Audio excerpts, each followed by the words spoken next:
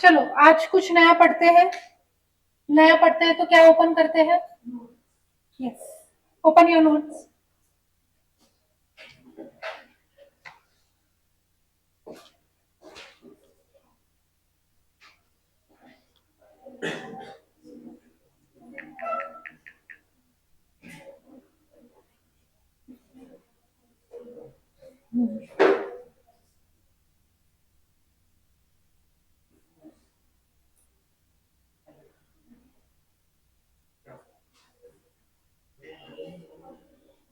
भैया आप पीछे टर्न होके बैठ जाओ ना परमानेंटली। क्या त्रास किया है लाइफ में?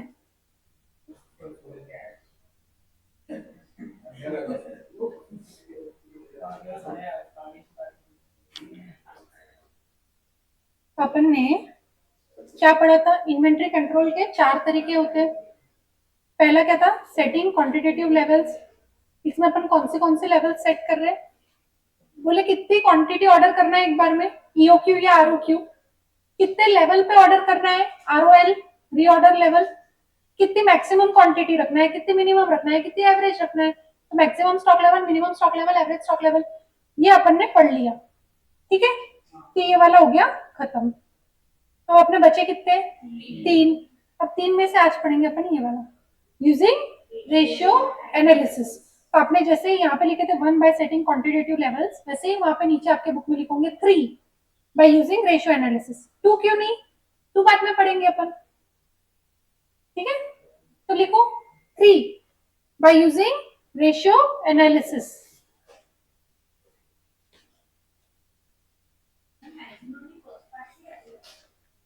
हाँ, आधा चैप्टर तो ये फर्स्ट पार्ट पे ही है, आधे से ज्यादा rather. By using ratio analysis.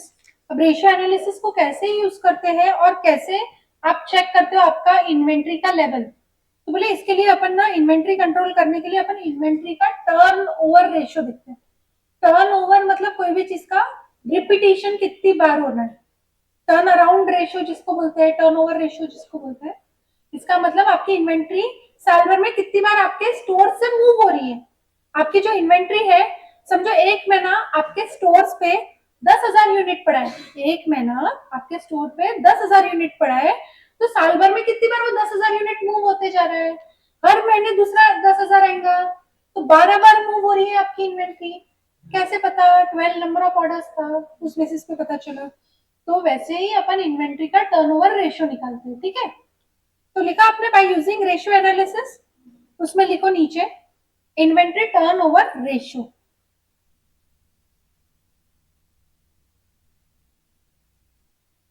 Inventory turnover ratio, और फिर उसके बाजू में कोलन बनाओ। कोलन में लिखो दिस डिपिक्ट्स। क्या डिपिक्ट करता है? This depicts how many times, how many times your inventory is moving from stores to production floor, from stores to production floor। अब इसको अपन नंबर ऑफ ऑर्डर्स से क्यों कंपेयर नहीं कर रहे हैं? नंबर ऑफ ऑर्डर्स क्या होता है? कितनी बार आपके स्टोर्स में आ रहा है माल। इसका मीनिंग क्या है? आपका स्टोर से प्रोडक्शन फ्लोर पे कितनी बार माल जा रहा है। समझ में आ रहा है क्या? लॉजिक समझ में आ रहा है? डिफरेंस बिटवीन द टू समझ में आ रहा है? देयरफॉर, नीचे की लाइन में देयरफॉर, देयरफॉर कैसे लिखते हैं? 3 डॉट्स, पूरा नहीं लिखना। Therefore, therefore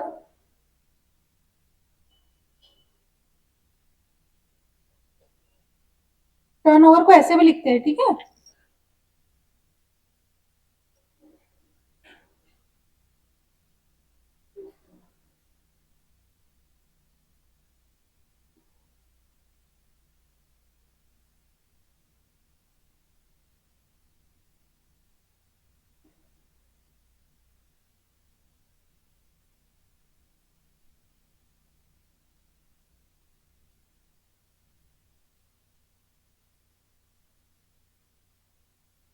inventory turnover ratio क्या बोल रहे हैं? Cost of stock of raw material consume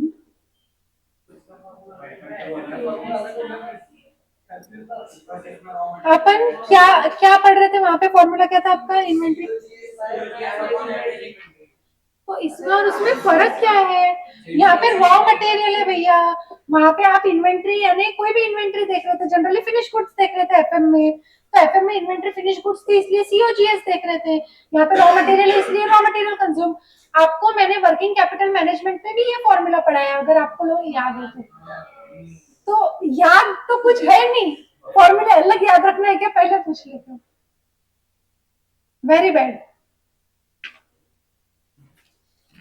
अभी आपको इन्वेंट्री टर्नओवर रेशियो का फॉर्मूला लिखवाया मैंने, बट अब इन्वेंट्री टर्नओवर रेशियो का फॉर्मूला समझना भी तो पड़ेगा, सिर्फ लिख के हो जाएगा क्या?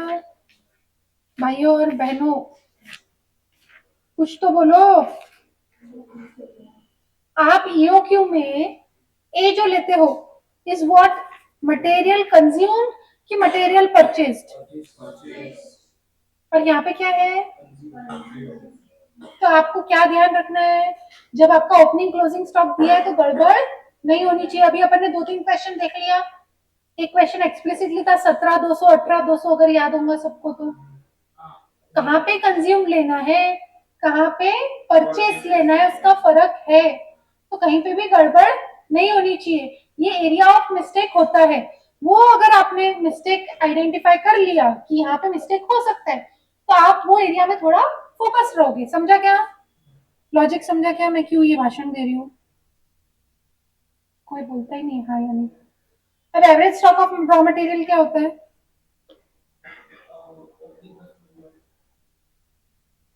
Very good.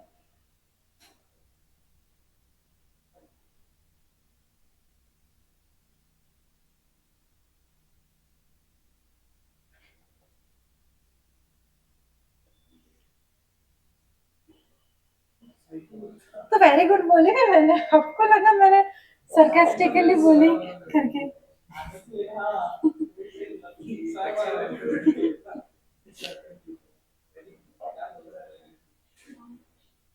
अभी ये जो रेशियो एनालिसिस वाला होता है ना, उसमें क्वेश्चन किस टाइप के आते हैं? उसमें 2-3 ही चीजें पूछते हैं आपको, ये क्वांटिटेटिव के साथ में पूछा जाता है जनरली। तो आपको ईओक्यू पूछ लेंगे, आपको कोई भी स्टॉक लेवल भी पूछ लेंगे क्वेश्चन में, और फिर आपको बोलेंगे इन्वेंट्री टर्नओवर भी निकालो, और फिर आपको एक चीज और पूछेंगे। क्या चीज पूछेंगे? तो वो अब आगे लिखना है।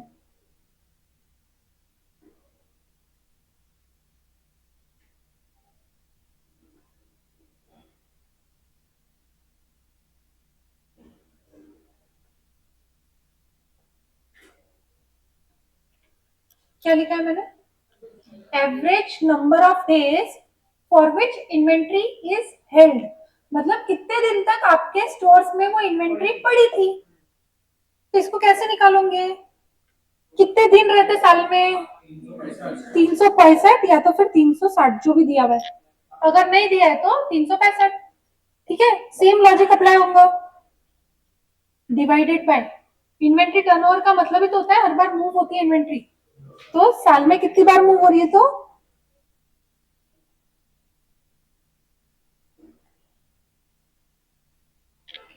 अब ये specific question directed towards Jain batch, ये किसका फॉर्मूला बन गया? Stock velocity. और ये आपने कहाँ कहाँ पढ़ा? रेशियो एनालिसिस वर्किंग कैपिटल में भी था। तो अब ऐसा बोलना नहीं कि फॉर्मूला अलग अलग है, नाम 10 होते हैं एक ही चीज के, फॉर्मूला अलग अलग नहीं होता है। ठीक है, टू द मे बैच ये फॉर्मूला याद रखो, एफएम में आपको काम आएगा, बस उतना ही अभी मैं बता सकती हूँ। ठीक है, एफएम में आपका ये जो मटेरियल चैप्टर है ना, एफएम में सेम एक चैप्टर का पूरा यूनिट है, तो अगर आपने ये मटेरियल चैप्टर पे अपना ग्रिप बना लिया तो आपका एफएम का एक चैप्टर का एक यूनिट हो गया। तो चैप्टर का नाम है वर्किंग कैपिटल मैनेजमेंट, उसमें एक यूनिट है इन्वेंट्री मैनेजमेंट। वो इन्वेंट्री मैनेजमेंट का स्टडी मटेरियल के इसमें भी इंस्टीट्यूट ने क्या लिख के दिया है? रेफर कॉस्टिंग स्टडी मेट, यानी वो भी चाहते हैं कि आप ये चैप्टर अच्छे से पढ़ो। समझा क्या? अगर आपका कॉस्टिंग में टेस्ट नहीं हुआ तो एफएम में हो जाएगा। ठीक है, तो पूरे बैच को क्या ध्यान देना है, ये चैप्टर सबसे अच्छा बनाना है क्योंकि दोनों में, तो कोई भी लूपहोल नहीं बचना चाहिए। क्लियर है? अभी अपन ने क्या क्या पढ़ लिया आज नया? बोले इन्वेंट्री टर्नओवर रेशियो पढ़ा, इन्वेंट्री टर्नओवर रेशियो का मीनिंग बताया क्या मैंने फॉर्मूला का? मैंने इन्वेंट्री टर्नओवर रेशियो का मीनिंग बता दिया, बट फॉर्मूला का मीनिंग नहीं बताया। फॉर्मूला का मीनिंग बता दो। Cost of stock of raw material, raw material का कितना खर्चा पड़ा तुमको, डिवाइडेड बाय कितना इन्वेंट्री तुम अभी होल्ड कर रहे हो। कितना इन्वेंट्री होल्ड कर रहे हो यूनिट्स में लिखोगे क्या? नहीं, वो भी अमाउंट में लिखोगे। अगर न्यूमरेटर अमाउंट है तो डिनोमिनेटर भी अमाउंट ही होगा। हाँ या नहीं कि नहीं? जल्दी जल्दी बता दो मेरे को। तो आपका आता है इन्वेंट्री टर्नओवर रेशियो, यानी इन्वेंट्री कितने टाइम टर्न अराउंड हुई। इन्वेंट्री आपकी जो है स्टोर से प्रोडक्शन फ्लोर पे कितनी बार गई। इन्वेंट्री टर्नओवर रेशियो ज्यादा होना अच्छी बात है या कम होना अच्छी बात है, किसको क्या लग रहा है? क्योंकि जितनी बार आपकी इन्वेंट्री टर्नओवर रेशियो जितना बड़ा, उतना ही उसका मतलब है आपका स्टोर से उतनी प्रोडक्शन पे जा रहा है। यानी प्रोडक्शन पे जा रहा है तो वेस्ट तो होगा नहीं, प्रोडक्शन पे यूज होकर इसका प्रोडक्शन होगा। प्रोडक्शन ज्यादा हो रहा है मतलब सेल ज्यादा होने होंगे, जब भी प्रोडक्शन ज्यादा करेगा ना कंपनी। बना के पड़ा रहेगा क्या? कंपनी सप्लाई उतना ही करना चाहेंगे जितने डिमांड हो। डिमांड यानी सेल्स, सप्लाई यानी प्रोडक्शन। तो आपकी अगर डिमांड ज्यादा है यानी आपका सेल ज्यादा होने का फोरकास्ट है, एस्टिमेशन है कि सेल ज्यादा होंगे, तभी प्रोडक्शन ज्यादा करोगे। प्रोडक्शन ज्यादा करोगे इसका मतलब इन्वेंट्री टर्नओवर भी ज्यादा आएगा। तो ज्यादा inventory turnover is a better thing. अभी इन्वेंट्री टर्नओवर रेशियो का जो निकलता है वो निकलता है इन टाइम्स। इसका यूनिट क्या होता है? टाइम्स। तो आंसर अगर आपका इन्वेंट्री टर्नओवर रेशियो का आया 2, इसका मतलब 2 टाइम्स, साल में 2 बार इन्वेंट्री टर्नओवर हो रही है। समझ में आया? आपका इन्वेंट्री टर्नओवर रेशियो का आया 12, मतलब साल में 12 बार इन्वेंट्री मूव हो रही है from stores to production floor. समझ में आ रही है क्या बात? क्लियर है? चलो अब इसका क्वेश्चन करेंगे। एक पहले इजी सा क्वेश्चन लेते हैं, फिर अपन अब क्वेश्चन बैंक पे मूव होंगे। लिख लिया ये सब आप लोगों ने? चलो आ जाओ इलस्ट्रेशन 10 पे। पेज नंबर है 2.43।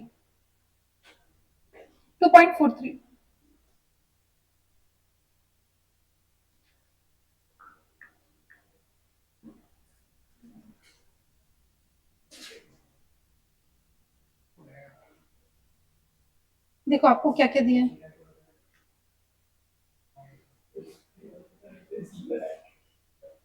क्या छुपा रहे हो बैग रख के वहां पे?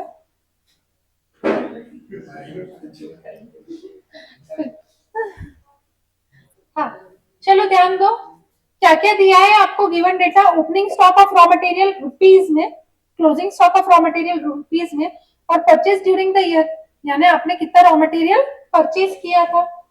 अभी आपको पहले तो सबसे पहले क्या निकालना पड़ेगा? कितना रॉ मटेरियल आपने कंज्यूम किया। कितना रॉ मटेरियल कंज्यूम किया, क्या फॉर्मूला आता है? Opening plus purchases minus closing. तो 90 प्लस 270 माइनस 110 कितना आया? 250, 2,50,000 रुपीज का रॉ मटेरियल कंज्यूम हुआ। समझ में आ रहा है क्या सबको? तो आपका न्यूमरेटर 2,50,000 बन गया। अभी डिनोमिनेटर के लिए निकालो एवरेज इन्वेंट्री। ये आपका ये आपका हो गया R M consumption, average stock. कैसे निकलेगा? 90 प्लस 110/2, 1 लाख। 1 लाख ना? तो आपका इन्वेंट्री टर्नओवर रेशियो कितना हो जाएगा? 2,50,000 divided by 1 lakh is equals to 2.5 times. यानी आपकी इन्वेंट्री 2.5 टाइम्स मूव हो रही है थ्रू आउट द ईयर। अभी सेकेंड पार्ट क्या पूछा है? Number of days for which average inventory is held. कैसे निकालोगे? 365 divided by 2.5।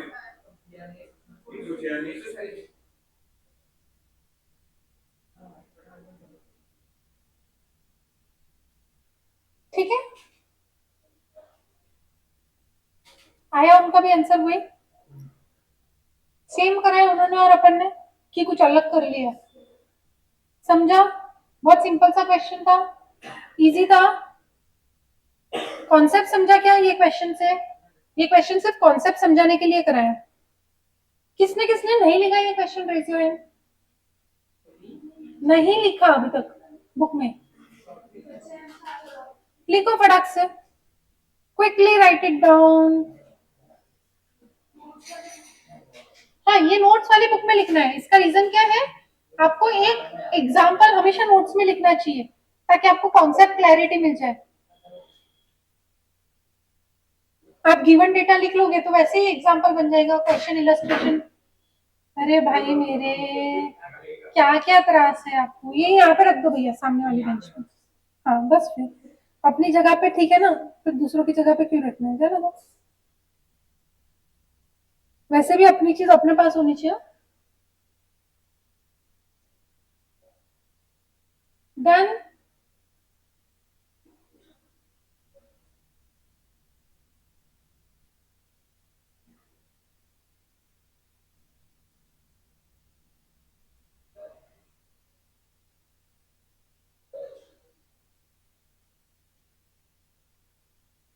Three 365 divided by inventory turnover ratio भैया।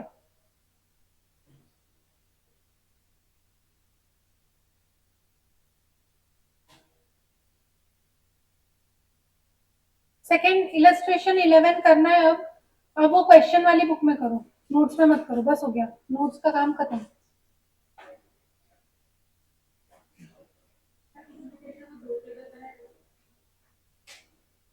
आप उनका देखते क्यों हो, आप आपके एंड से भी कर सकते हो ना मैडम। देखो क्वेश्चन में क्या क्या दिया है आपको, ओपनिंग स्टॉक दिया है, परचेसेस दिया है, क्लोजिंग स्टॉक दिया है।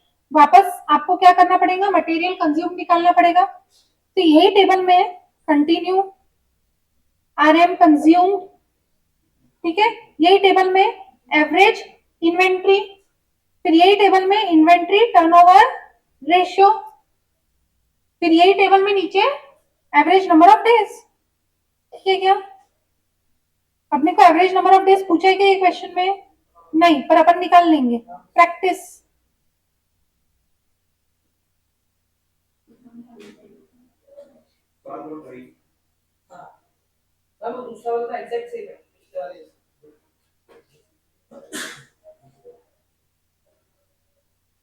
सब जने सॉल्व करो, लिखो।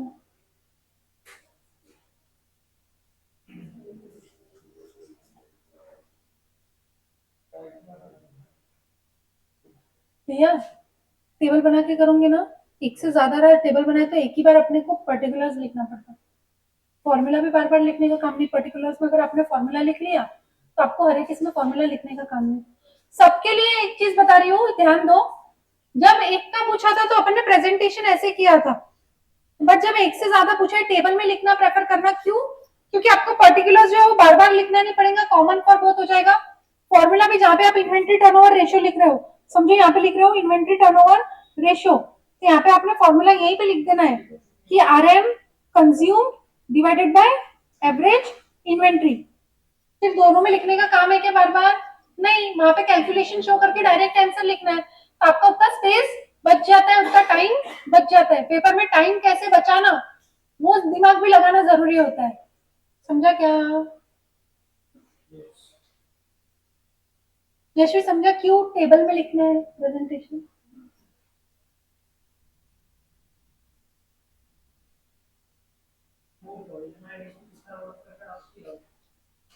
क्या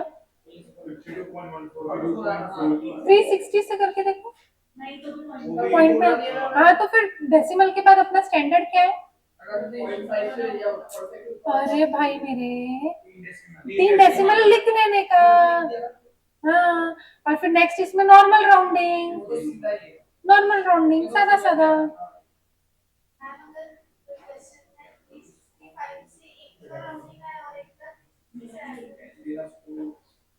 तो 365 ही लेना मैडम। फर्स्ट प्रायोरिटी किसको देना है, जो एक्चुअली होता है। 360 अगर वो लोग यूज कर रहे हैं तो वो लोग ईज ऑफ कैलकुलेशन के लिए 360 यूज करेंगे, तो अगर राउंडिंग एग्जैक्ट हो रहा है तो फिर 360 यूज करना, पर एक में ही आ रहा है राउंडिंग, दैट मीन्स उन्होंने भी चेक नहीं किया होगा 360 से, समझा।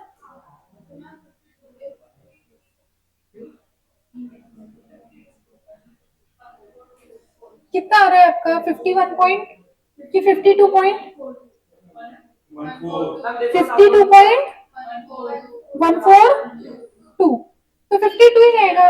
और ये हाँ 143 फिर भी। नेक्स्ट कौन सा इसका कितना है? हाँ बस फिर नॉर्मल राउंडिंग करना है यहाँ पे, ठीक है। सिर्फ नंबर ऑफ ऑर्डर्स ही है जहाँ पे आपको अपर राउंडिंग करना है, बाकी सब जगह पे नॉर्मल सिनेरियो चलने देना, ठीक है क्या। नंबर ऑफ ऑर्डर्स में भी क्यों अपन राउंड अप करते हैं उसका लॉजिक बताया था मैंने, अदरवाइज उसमें भी अपन नॉर्मल राउंडिंग करते थे, ठीक है क्या। अदिति क्या हो गया बेटा?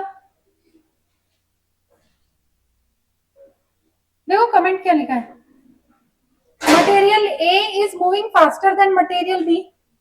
मटेरियल ए 52 डेज में ही मूव हो जा रहा, मटेरियल बी 146 डेज तक पड़ा है स्टोर्स में। कैसे पता? क्योंकि उसका 7 टाइम्स इन्वेंटरी टर्नओवर रेशियो, यानी वो बार बार मूव हो रहा है, वो कम टाइम मूव हो रहा है। तो अगर आप ये नहीं भी निकालते inventory turnover number of days वाला, तो भी आप बता पाते इन्वेंटरी टर्नओवर रेशियो से इसका रेशियो बड़ा है 7 टाइम्स है, इसका मतलब ये जल्दी जल्दी मूव हो रहा है, और उसका रेशियो कम है, उसका मतलब वो उसके कंपैरिजन में स्लो मूव हो रहा है। समझ में आया क्या? अगर अपन ये नहीं भी निकालते तो भी अपन कंक्लूजन कर पाते थे। समझा क्या सबको? क्या बोलना चाह रही हूँ मैं? चलो अच्छी बात है, ये हो गया सबका।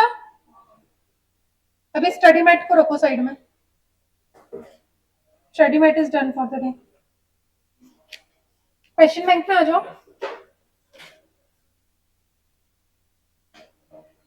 क्वेश्चन नंबर 36 देखो, मैंने क्या बोला है क्वेश्चन नंबर 36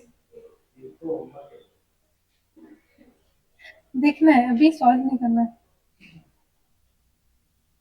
जितना आप देखोगे उतना ही मैं देखूंगी।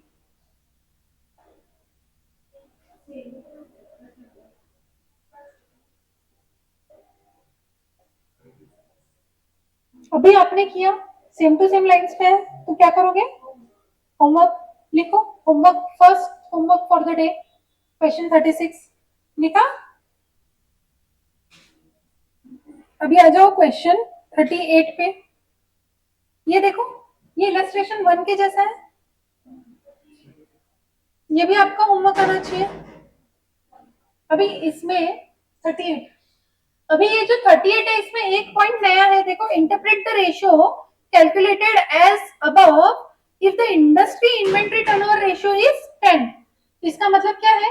जो बिजनेस में अपन है वो बिजनेस का जो मार्केट है उसका इन्वेंट्री टर्नओवर रेशियो 10 है, यानी अगर अपन इलेक्ट्रॉनिक गैजेट्स में है तो अपना इलेक्ट्रॉनिक गैजेट्स का जो इंडस्ट्री है उसका टर्नओवर रेशियो क्या है? 10 है। और अपना अगर 7 आया मतलब अपना बुरा है 10 से, क्योंकि मैंने क्या बोला जितना बड़ा उतना जल्दी मूव हो रहा उतना अच्छा।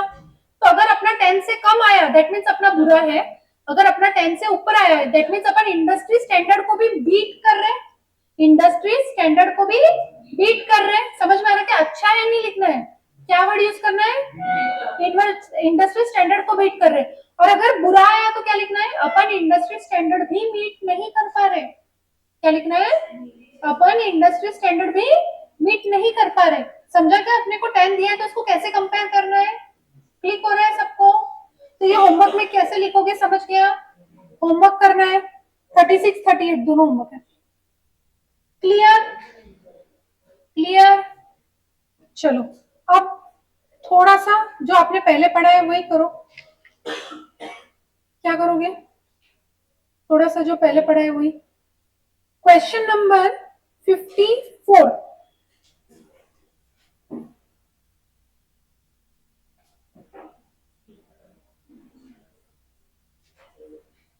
Ananya Limited. Ananya Limited produces a product X using raw material D. To produce 1 unit of X, 2 kgs of D is required. As per sales forecast conducted by the company, it will be able to sell 10,000 units of X. Following information regarding raw material D. अभी आपको सबसे पहले तो निकालना पड़ेगा X का cell कितना है? 10,000 है। अभी X का ओपनिंग स्टॉक कुछ बोला है क्या? चेक करो। देयर इज ओपनिंग स्टॉक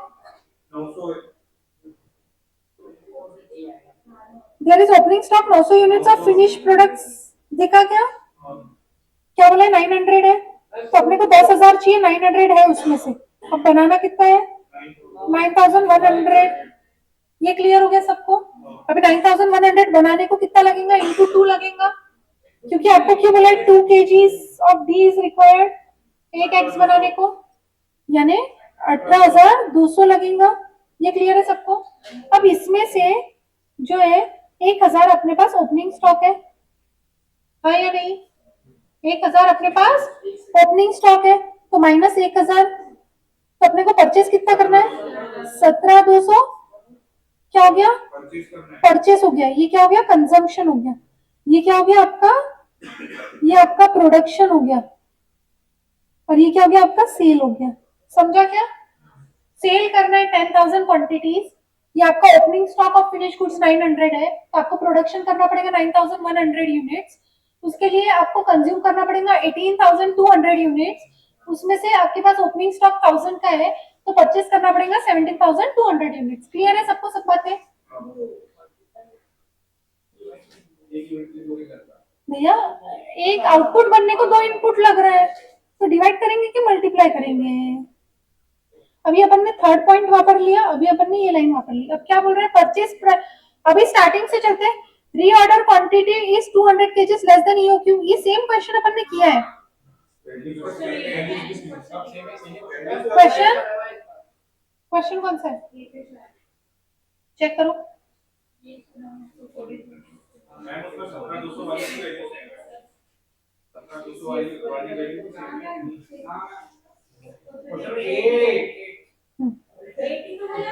ठीक है ना, अरे भैया और दीदी सब लिख लो, क्वेश्चन नंबर 8 के जैसा सेम टू सेम है।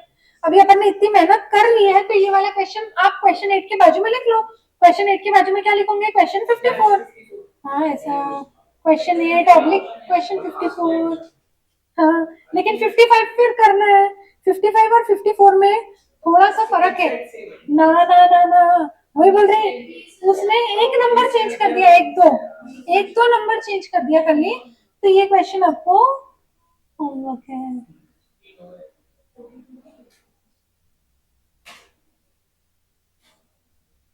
अब इसमें देखो रीऑर्डर क्वांटिटी यानी आरओक्यू निकालना है, पहले ईओक्यू निकालना, फिर उससे आरओक्यू वाला इक्वेशन बनेगा। ROQ is 200 kgs less than EOQ, यानी आपका ROQ is equals to EOQ minus 200, ऐसे इक्वेशन बना के मैंने कराया है सेम टू सेम। आपका आरओक्यू निकल जाएगा, मैक्सिमम निकल जाएगा, मिनिमम निकल जाएगा। Impact on profitability of the company by not ordering EOQ, मतलब आपने ईओक्यू नहीं ऑर्डर किया, यानी आपने आरओक्यू ऑर्डर किया, तो क्या हो रहा है, तो आपका टेबल बनेगा पर्टिकुलर्स आरओक्यू एंड ईओक्यू। अभी अगर आरओक्यू का अमाउंट जो है वो बड़ा आया ईओक्यू के अमाउंट से, ईओक्यू का अमाउंट कम आया, तो आप क्या बोलोगे लॉस हो गया आरओक्यू की वजह से। और अगर उल्टा सिचुएशन रहा, आपका आरओक्यू का अमाउंट जो है वो छोटा आ गया और आपका ईओक्यू का अमाउंट ज्यादा आ गया, तो आप क्या बोलोगे गेन हो गया आपको आरओक्यू करने की वजह से। समझ में आ रहा क्या, ये आपने करा हुआ है ऐसा क्वेश्चन, तो ये क्वेश्चन आप होमवर्क ले सकते हो। ठीक है, लिखो ये होमवर्क है क्या, ये क्वेश्चन दोनों में फर्क है मेरे भाई। हाँ होमवर्क है वो, ठीक है 36 38 51। हाँ सिमिलर होगा सब में ना, एक एक दो दो आंकड़े बदले हुए, एक आध दो दो आंकड़े बदले हुए हर जगह पे। अभी नेक्स्ट कौन सा करेंगे, अभी नेक्स्ट 42 पे आ जाओ। 42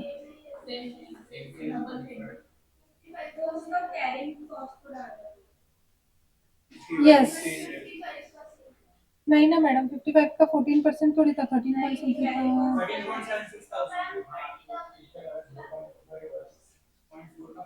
यहाँ पे 13.76 था कैरिंग कॉस्ट, वहाँ पे 14 है। Same same but different madam, same same नहीं है, एग्जैक्ट सेम नहीं है। ऐसे ऐसे नहीं करते, क्या होता है बच्चे ना बहुत सी बार क्या करते हैं आंसर्स ऑलमोस्ट लर्न करके जाते हैं, फिर एग्जाम में जाके एग्जामिनर गूगली फेंक देता है, एक नंबर बदल दिया मैंने, फिर अब बताओ अब तुमको जो आंसर ध्यान में था फिर तुम बोलोगे यार मेरा तो गलत आ रहा, मेरा वो आंसर आना चाहिए था, और तुम गलत आंसर करके आओगे। Yes, concept is king. तो 42 क्या होगा? अब इसमें क्या बोला है? 300 दिन लेना है, इसमें बोल दिया 300 डेज लेना है साल में। ये भी है आपका होमवर्क। अरे अच्छा ना, नवा टॉपिक पढ़ना है ना अपने को, पुराने टॉपिक खत्म करो, पुरानी यादें मत रखो, नवी यादें बनाओ। Question number 29।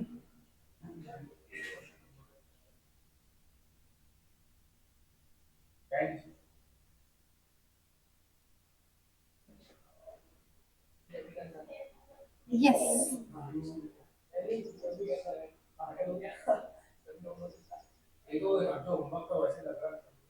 है सिमिलर, क्योंकि आधा अब भी आपको क्लास वर्क खुद से ही करना है। देखो क्या है, messrs Tanishka materials private limited produces a product name ESS, यानी कौन सा प्रोडक्ट है मी का? फाइनल प्रोडक्ट है, फिनिश गुड्स है। The consumption of raw material for a product of production of ESS is 210 kgs to 350 kgs per week. ये क्या बता दिया आपको? कंजम्पशन ऑफ रॉ मटेरियल बोल दिया, तो 210 केजी मिनिमम कंजम्पशन हो गया, मैक्सिमम हो गया आपका 350 केजी। तो आप निकाल लो average consumption. Procurement time 5 to 9 days, यानी क्या दे दिया आपको? Minimum lead time 5 days, maximum lead time 9 days, average 7 days. पर ये लीड टाइम किस में दिया है? डेज में दिया है। और आपको कंजम्पशन कैसे दिया है? वीक्स में दिया है। तो आपकी बुद्धि इतनी चलना चाहिए कि भाई वीक्स इंटू डेज नहीं हो सकता, या तो डेज इंटू डेज होगा या तो वीक्स इंटू वीक्स होगा। तो भाई मेरे, पहले क्या करने का, आपको डेज दिए हुए रहेंगे 365 दिए, तो ये जो कंजम्पशन है इंटू 365 करने का, सॉरी, हाँ इंटू 365 करने का।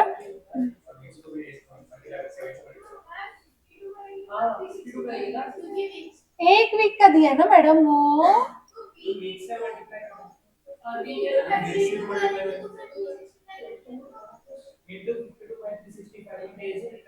मैं वही बोल रही हूँ। शांति, आपको 210 केजी 1 वीक का बोला है, ये क्लियर है? एक वीक में कितने दिन होते हैं? और ये 365 दिया तो एग्जैक्ट मैच कर लेना, नहीं तो गड़बड़ होगी, क्योंकि उन्होंने डेज में बात करी है और 365 डेज दिया, इसीलिए मैं ऐसा बोल रही थी। पहले तो 52 वीक्स का निकाल लो। 52 वीक्स में कितना, यानी एक साल में कितना? अब ये जो है, ये पूरा साल भर का है, तो ये 365 डेज का है, तो 1 डे का कितना?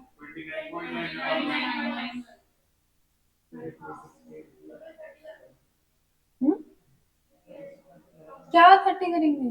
अरे भैया डेज है ना, एक दिन का लेना है ना, वीक का थोड़ी लेना है मैडम।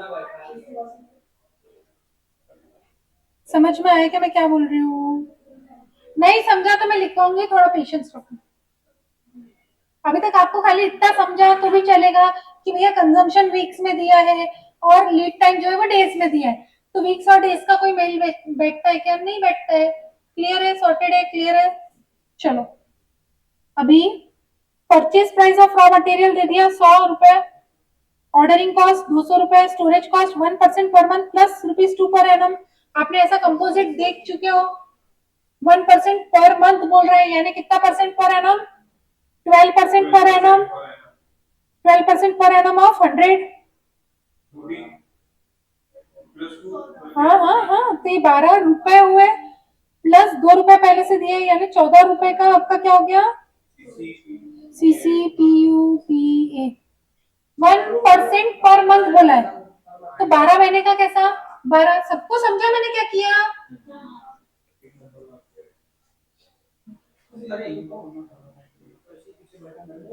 उन लोगों को नहीं देखता है। Light effect.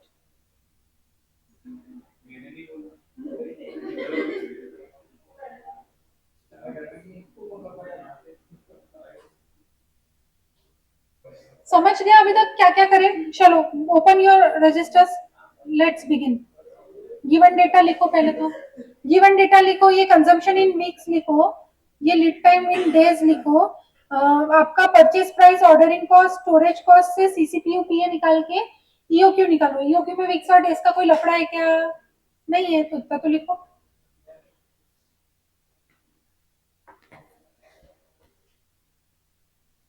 लिख लिए क्या?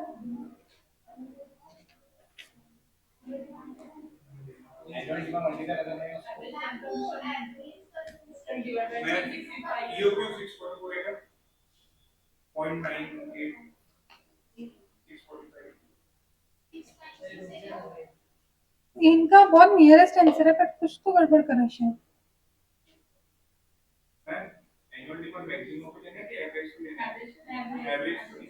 पेशेंस। अगर नहीं बताया एक यूनिट के लिए कितना लगेगा तो अज्यूम क्या करेंगे? 1:1 हमेशा अजम्पशन रहता है। अभी मिनिमम सब लोग ने ये लिखा क्या? अभी मिनिमम कंजम्पशन 210 केजीज के बाजू में पर वीक लिखा क्या? इज इक्वल्स टू लिखो 210 डिवाइडेड बाय 7। कितना था? डिवाइडेड बाय 7 करो, 210। 30 KG per day. Average consumption कितना आ रहा? अरे भैया 280 केजी पर वीक, 280 बाय 7,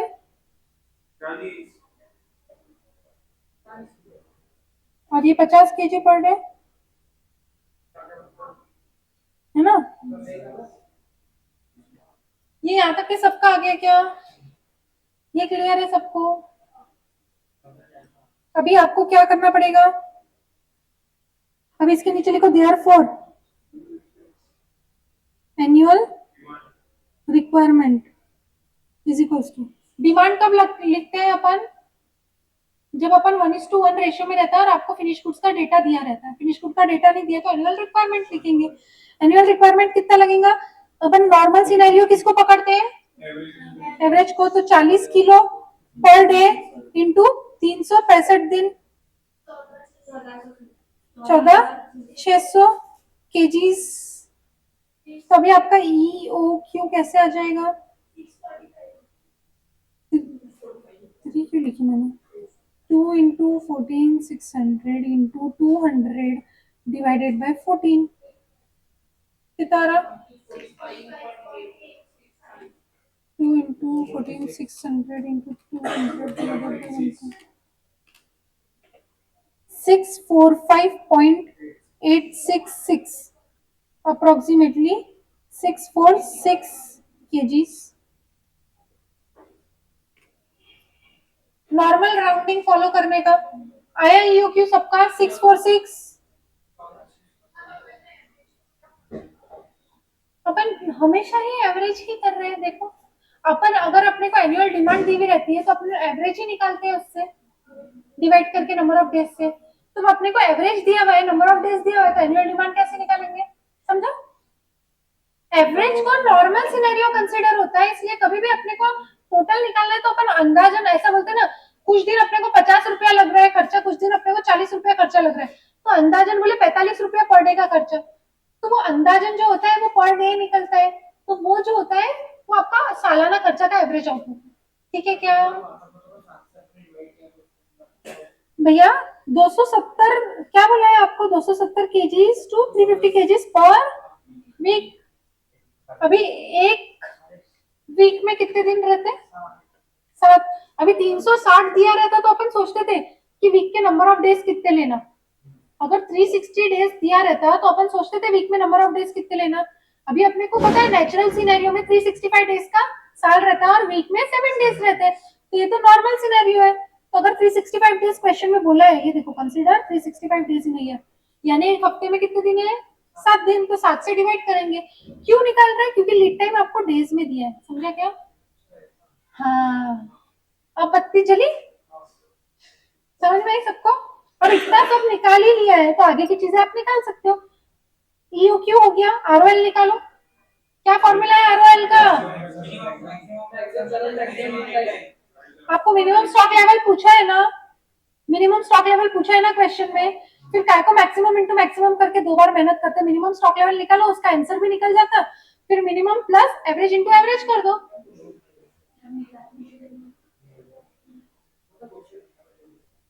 थोड़ा सा दिखा, ज्यादा नहीं दिखा। आपने लिखा होगा ना आपकी बुक में गिवन डेटा, लिखा नहीं है क्या given data?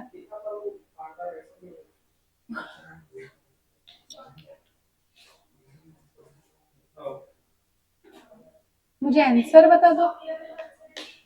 Yes, minimum stock level कैसे निकलेगा? क्या फॉर्मूला मिनिमम स्टॉक लेवल का? ROL है क्या?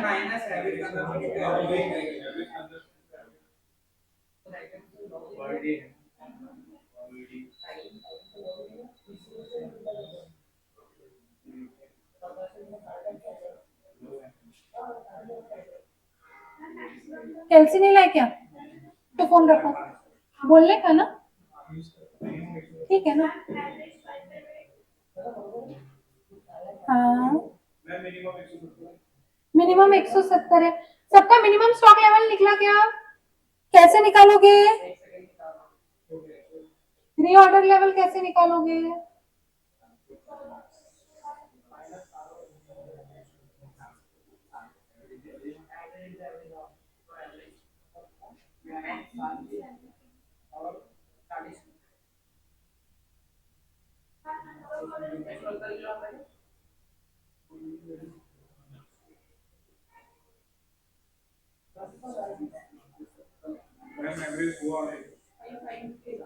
हाँ, एवरेज तो आएंगे ना।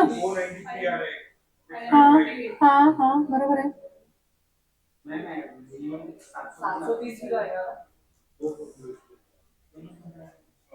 मिनिमम प्लस क्यों होगा मिनिमम में? एवरेज स्टॉक लेवल जनरली दोनों से निकालना कंपलसरी है, क्योंकि दोनों से आंसर डिफरेंट आता है हमेशा। बताती हूँ।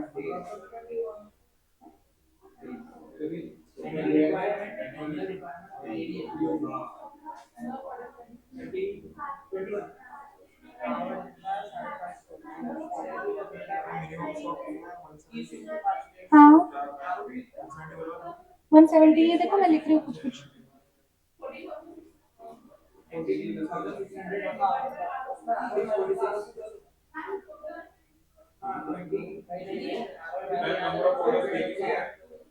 क्या क्या बातें कर रहे हो, मेरे को तो सब कंफ्यूजन हो रहा है, कौन क्या बोल रहे हैं, किसका क्या क्या। ये दोनों का अपना अलग ही चल रहा है, थोड़ा धीरे बोल दो भैया। भैया मैं लिख के दे रही हूँ, कौन सा कैसा है, तुमको चेक करना है तो तुम्हारा चेक करो ना, मैंने कहीं पे मना थोड़ी किया है। मेरे को पागल बना रहे हो।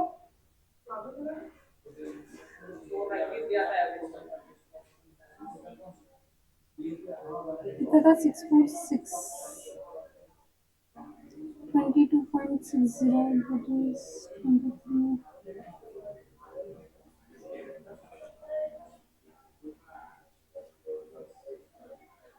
सबका ये आंसर्स आ गए क्या? चेक कर लो, जिसका जो आंसर नहीं आया वो बताओ। सबका EOQ आ गया क्या? 646 केजीज आ गया क्या? ROL कितना है सबका? 450 केजीज आया क्या? यस और no? Yes. Maximum stock level सबका 946 आया क्या? यस। मिनिमम स्टॉक लेवल 170 आया क्या? यस। एवरेज स्टॉक लेवल कितना कितना आया?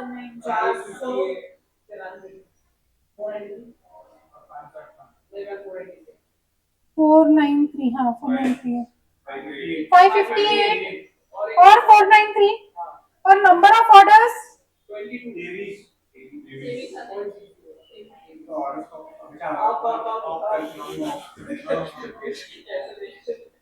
आज तो पढ़ी जाएंगी भैया। 23 ऑर्डर्स तक आए क्या? सृष्टि कहाँ पे आ गए, कहाँ तक पहुंच गए? यहाँ तक सब लोग पहुंचे क्या? एफ तक सबका हो गया है क्या? जी की वैल्यू बोलूं क्या? 1469 और 22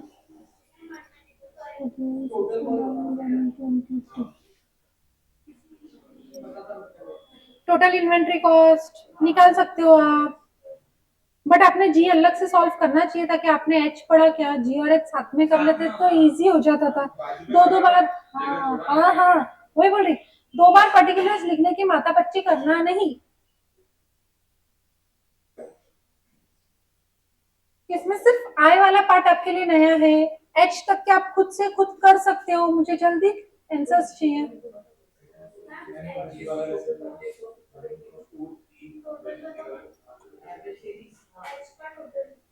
बोलो।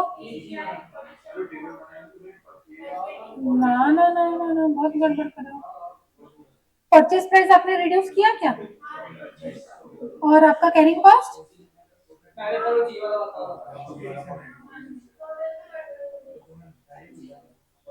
जी बताओ, सब जने सुनो जी। 100 रुपए का 1 केजी बिक रहा है, 100 रुपए का 1 केजी अपन खरीदेंगे, 100 रुपया पर केजी खरीदेंगे ना, कितना खरीद रहे हैं? 14,600, 14,600 यूनिट्स खरीद रहे हैं ना, तो 14,600 यूनिट्स इंटू 100 रुपया, ये आपका परचेस कॉस्ट हो गया। फिर ऑर्डरिंग कॉस्ट, कितने ऑर्डर आए? 23 ऑर्डर, हर बार ऑर्डर करने पे कितना रुपया? 200 रुपया, 23 इंटू 200 कितना? 4,600 ऑर्डरिंग कॉस्ट। कैरिंग कॉस्ट कितना? सीसीपीयूपीए 14 रुपए आया था, into average inventory 646 divided by 2। करे क्या सबने? कितना आ रहा आपका टोटल कैरिंग कॉस्ट? 4,522 आया क्या सबका? तो आपका टोटल क्यों नहीं आ रहा? सबको समझा जी कैसे आया? कैरिंग कॉस्ट का फॉर्मूला होता है U Q by two into CCPUPA. हाँ, लिखा हुआ है समझ लो। एक बार जी का हो जाने तो सबका, मैं बता नहीं वाली हूँ, आप बता दो कितना आ रहा आपका। चलो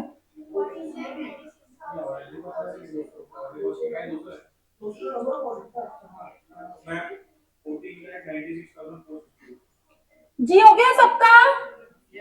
रेज योर हैंड अगर आपका जी नहीं हुआ, रेज योर हैंड अगर आपका जी नहीं हुआ। 1 2 3, अदिति।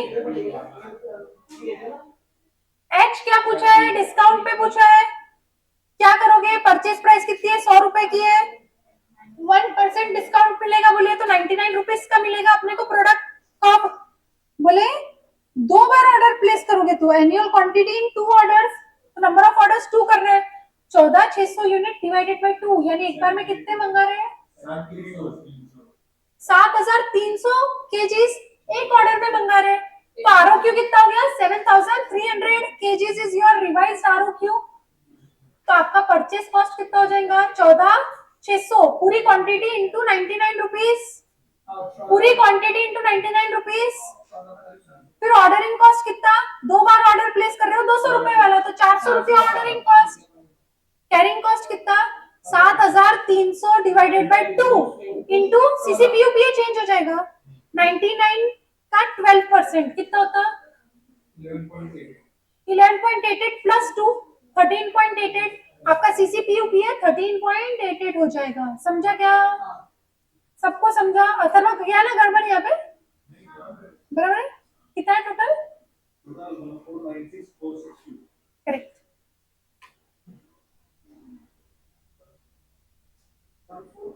96,460 लिखना है बुक में, सिर्फ कैलसी पे नहीं करना है। लिखा क्या सबने?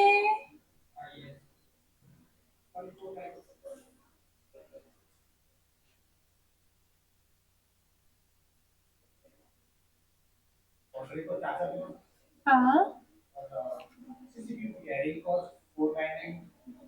सीसीपीयूपीए गलत लिया आपने। हाँ, और कितने आरओक्यू बाई 2 करोगे अब? ईओ 4,300 था भैया, 7,300 बाई 2, 7,600 कैसे?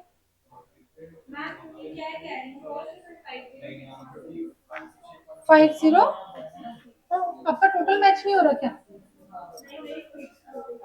हाँ? नहीं तो टोटल मैच करो ना, मेरे को एक एक क्या पूछ रहे हो? जल्दी जल्दी करो, बहुत स्लो होगी स्पीड। दिव्या कहाँ अटक गए बेटा? चालू है, करो। अदिति क्या हो गया? सृष्टि, हाँ भैया, कैरिंग कॉस्ट कितनी हो जाएंगी? आपने अभी 13.88 निकाला था into R O Q by 2, 11.88 plus 2, तो 2 रुपया तो रहेगा ही भैया, इंटू आर ओ क्यू कितना है आपका? 7300 बाई 2, क्या हुआ?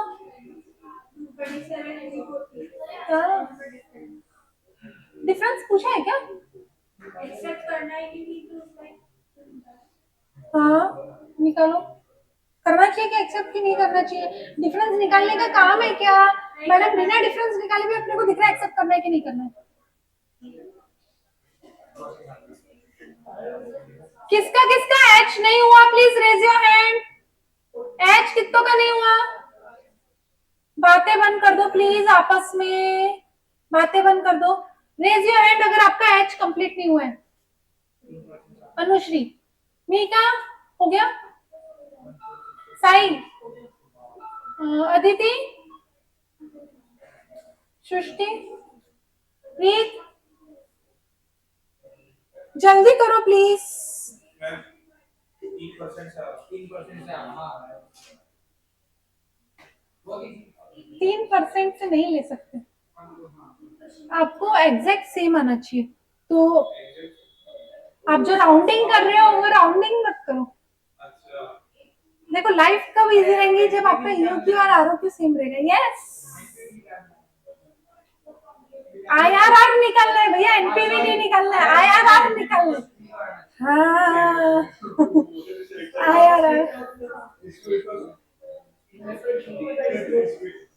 नहीं, अच्छी बात है। पता है क्या, तुम लोगों का दिमाग उतना क्लिक नहीं हुआ, वो भैया ने सही लॉजिक लगाया, एकदम सटीक लॉजिक है। यथार्थ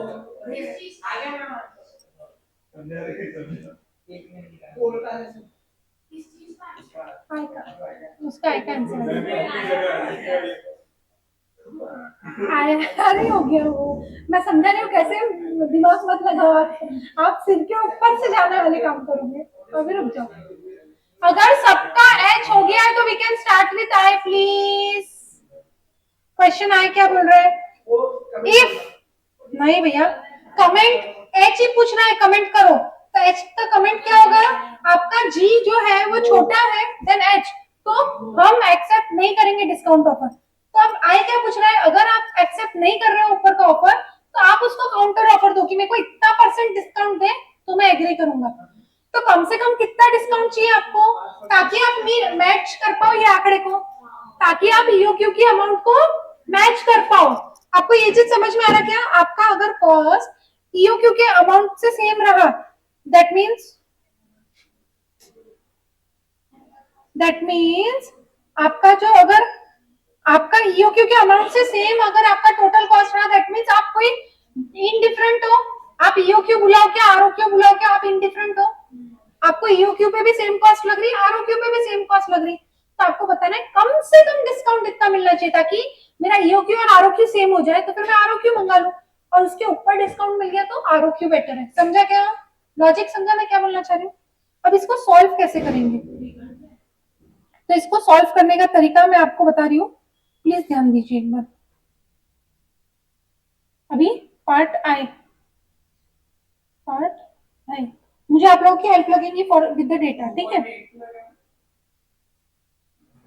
आपका टोटल कॉस्ट, ज्यादा से ज्यादा टोटल कॉस्ट कितना जा सकता? 1469,122 which is your EOQ total cost. कितना मैक्सिमम जा सकता? यहाँ पे ब्रैकेट में लिख देना एट ईओक्यू, यानी आपको ध्यान में रहेगा ये इतना जाना चाहिए। अभी वो क्या बोल रहा है आपको? आपको बोल रहा है कि total cost at EOQ is equals to total cost at ROQ बनाना है। अब आरओक्यू की क्वांटिटी कितनी है आपकी? आपका परचेस कॉस्ट कितना हो जाएगा? क्वांटिटी कितनी है? क्वांटिटी कितनी है? तो आपको 14,600 इंटू क्या डिस्काउंट मिलना चाहिए? तो 100 minus x, 100 minus x, x is discount का वैल्यू या डिस्काउंट का रेट जो भी है। समझ में आ रहा है क्या मेरे भाइयों और बहनों? एक्स%। ये समझ में आ रहा है क्या? ये समझ में आ रहा है क्या? तो आपका कितना हो जाएगा? 14600 एक्स, एक्स होगा क्या? माइनस 14600 एक्स, ये आपका परचेस कॉस्ट हो गया। अब ऑर्डरिंग कॉस्ट कितना होगा? ऑर्डरिंग कॉस्ट कितना होगा? हाँ? एक्स आंकड़ा है, आंकड़ा है, आंकड़ा है ना भैया, रुक जाओ, पहले इसको as it is. Ordering cost कितना आएगा? तो आपको क्या बोला है? 7300 और एक बार में ऑर्डर करना है, यानी आपके कितने ऑर्डर? 2 ऑर्डर है, 200 रुपए से, तो 400 रुपया हो गया, ये 400। क्लियर है क्या सबको? कैरिंग कॉस्ट कितना? तो बोले 7300 डिवाइडेड बाय 2 इंटू सीसीपीयूपीए कितना हो जाएगा? सीसीपीयूपीए कितना हो जाएगा? 12% ऑफ 100 माइनस एक्स प्लस 2, ये हो जाएगा आपका सीसीपीयूपीए।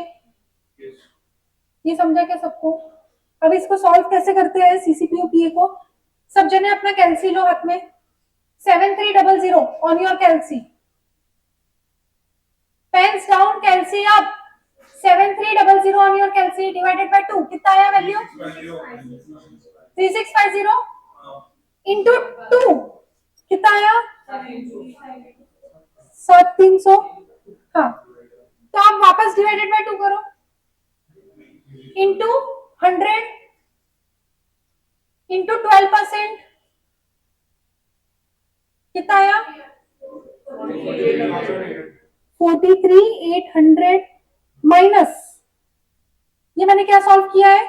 यहाँ पे ध्यान दो, ये और ये इतना पार्ट सॉल्व हो गया। अभी आपको वापस क्या करना पड़ेगा? ये एक्स के लिए करना पड़ेगा, एक्स के लिए करना पड़ेगा ना। तो अभी माइनस क्या करोगे? 7300 वापस कैलसी पे डिवाइडेड बाय 2 इंटू 12% कितना? 438, 438x। समझा क्या क्या किया? सबको समझा क्या क्या किया? अब आपको पता है 4, अभी मैं क्या कर रही हूँ, ये जो अपन ने स्टैंडिंग लिखा है ना उसका इक्वेशन बना रही हूँ। 146 ये zeros minus 14600x plus 400 plus 43800 minus 438x plus 7300 is equals to क्या होना चाहिए? 1469122। सॉल्व फॉर एक्स करो, ये प्लस ये प्लस ये प्लस ये,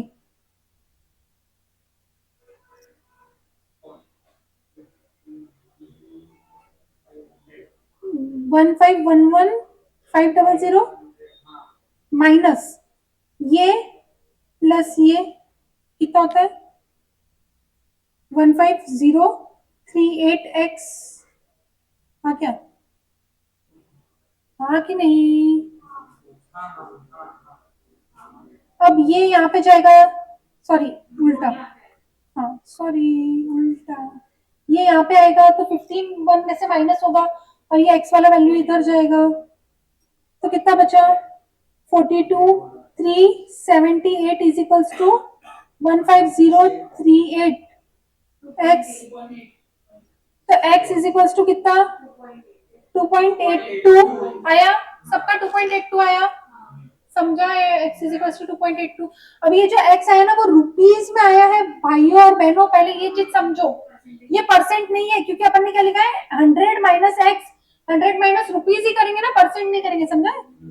और क्योंकि वो 100 है इसीलिए अभी देखो, देयरफॉर परसेंट डिस्काउंट, डिस्काउंट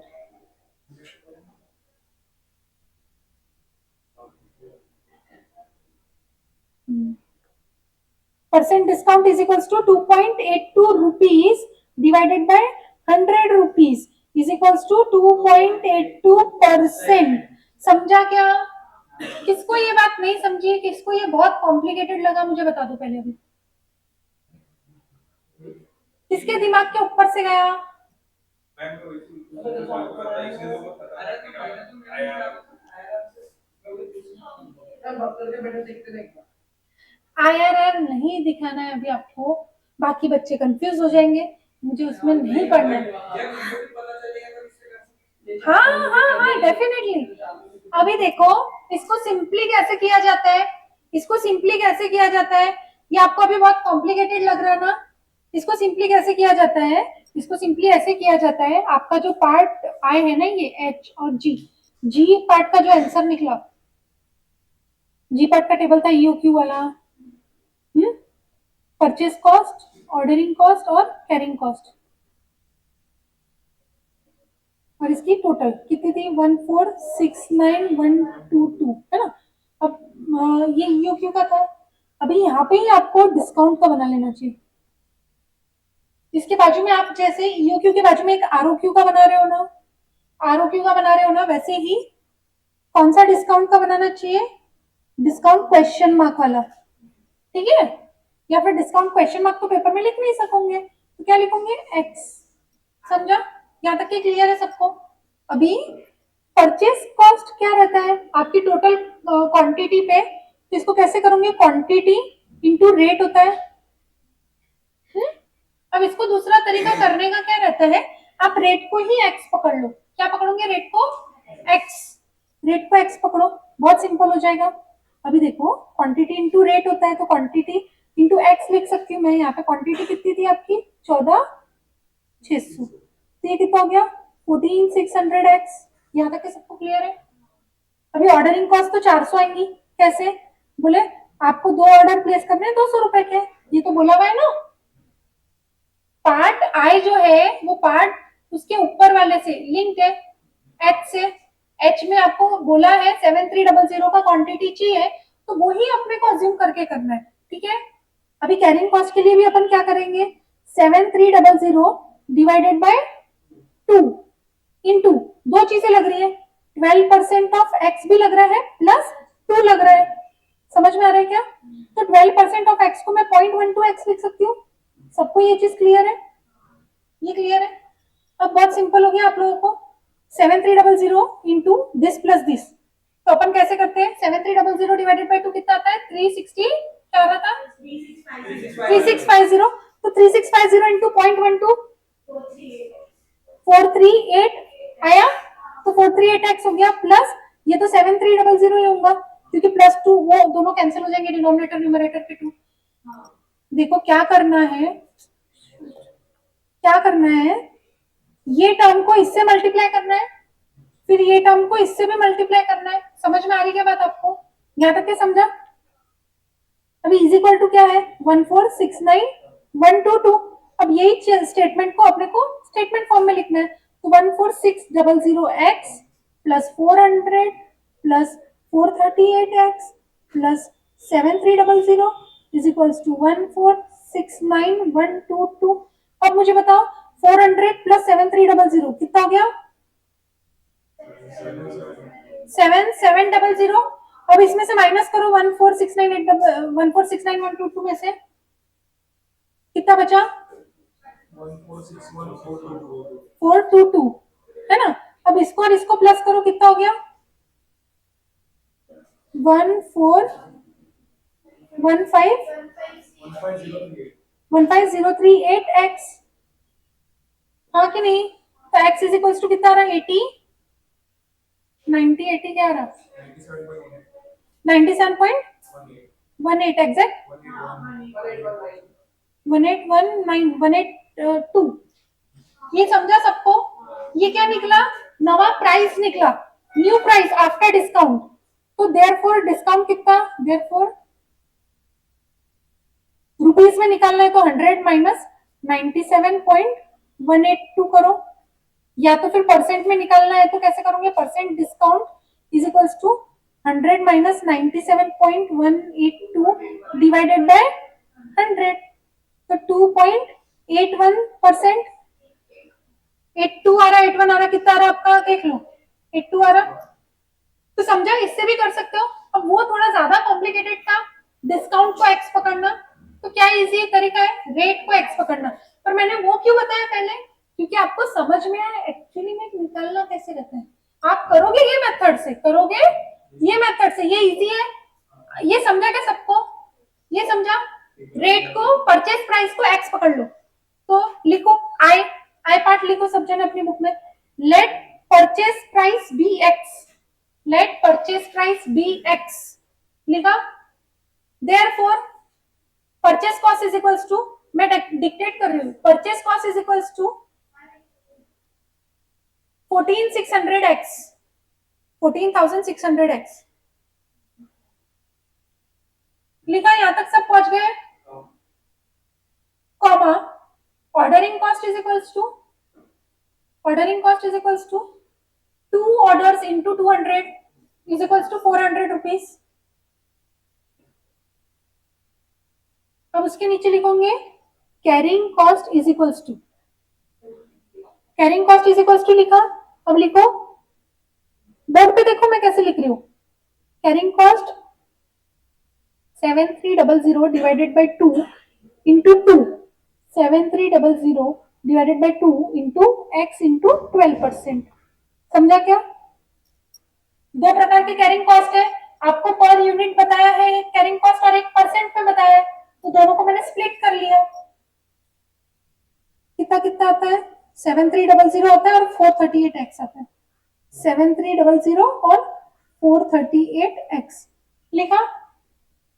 अब लिखो नीचे 10 मिनिमम डिस्काउंट should be 1469122, इसके ब्रैकेट्स में लिख दो total cost of EOQ is equals to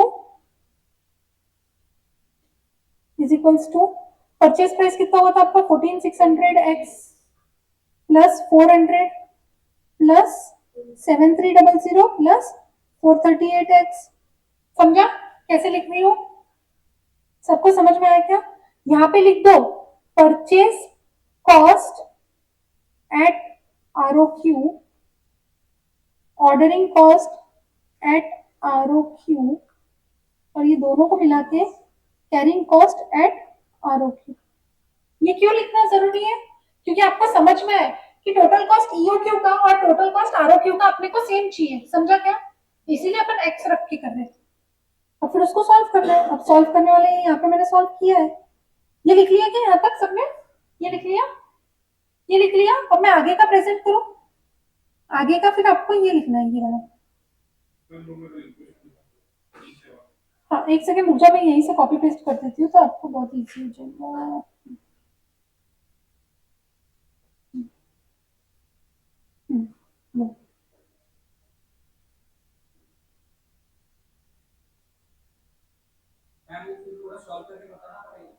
हाँ ये सब सॉल्व करना पड़ता है, ये करो। नहीं फिर नहीं करना पड़ता सॉल्व, बस उतना डिस्काउंट परसेंट निकाल के छोड़ना पड़ता है। ये लिखो आगे, लिखना है ये सब लिखो।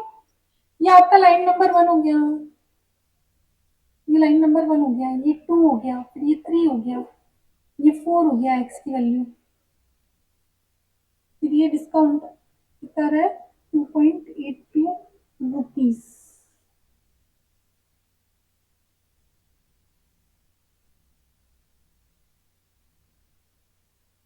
समझा, ये तरीका ज्यादा इजी है बाकी सबसे। अभी जैसे क्लास में आउट ऑफ ऑल एक जो यथार्थ है वो कुछ और तरीका बोल रहा है, आप लोगों को सुना सुना कुछ तो बोल रहा है, वो अननोन वर्ड बोल रहा है IRR। ये क्या होता है, ये कैसे होता है, ये अपन FM में पढ़ेंगे।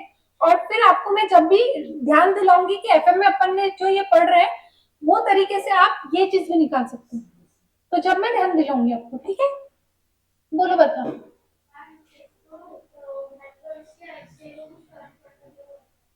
मेथड से ICI को फर्क नहीं पड़ता अनलेस आपका आंसर सेम है। अगर आपका आंसर सेम नहीं है तो ये तरीका इज द मोस्ट एप्ट तरीका जिससे कोई गड़बड़ नहीं होती है, ठीक है क्या। ये लिखा सबने?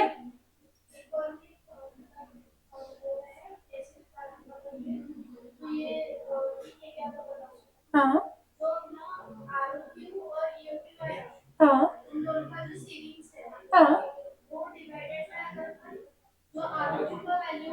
हम्म। हाँ। ऐड क्यों करना है 1%? हाँ चलता है, चलता है, बट वो ना, पता है क्या, 10 में से एक जना समझ पाएंगे। वो आपने काफी टाइम वो चीज करी है, इसलिए आपको पता है। ये इजीएस्ट वे है। आप ऐसा भी करोगे तो मार्क्स नहीं कटेंगे, बट अनलेस आपका आंसर राइट है। अगर आपका आंसर रॉन्ग है तो उसकी स्टेप मार्किंग नहीं मिलेंगे। वो एक चीज दिमाग में रखो। अगर आपका इसमें आंसर रॉन्ग आता है तो कैलकुलेशन मिस्टेक अग्रीएबल है। बाकी कोई तरीके से करते हो तो कैलकुलेशन मिस्टेक को एंटरटेन नहीं करती है इंस्टीट्यूट। समझा क्या? ये समझा आपको सबको? अब आपको ये कैटेगरी के क्वेश्चन आएंगे, यानी हर बार क्वेश्चन में क्या पूछेगा, कितना डिस्काउंट देना तो अच्छा है। समझा? अब इसकी प्रैक्टिस करेंगे अपन। क्लियर है सबको? हाँ या नहीं? इंटरेस्टिंग था, इसीलिए इतने सारे क्वेश्चन होमवर्क देने पड़े ताकि ये क्वेश्चन आपके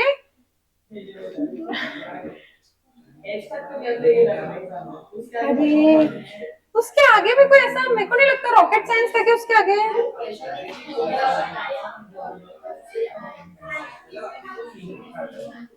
ये वाला क्वेश्चन आया तो 8 मार्क का आएगा, 2 आउट ऑफ ऑल।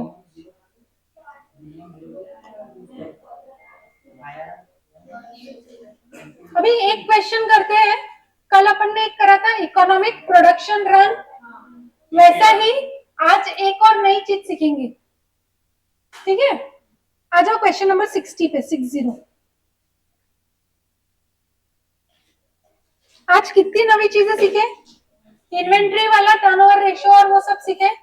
अभी ये सीखे डिस्काउंट कितना देना है, और तीसरी चीज है आज के दिन की ये वाला क्वेश्चन 60। पर ये 60 में कोई रॉकेट साइंस नहीं है और कुछ नया नहीं है।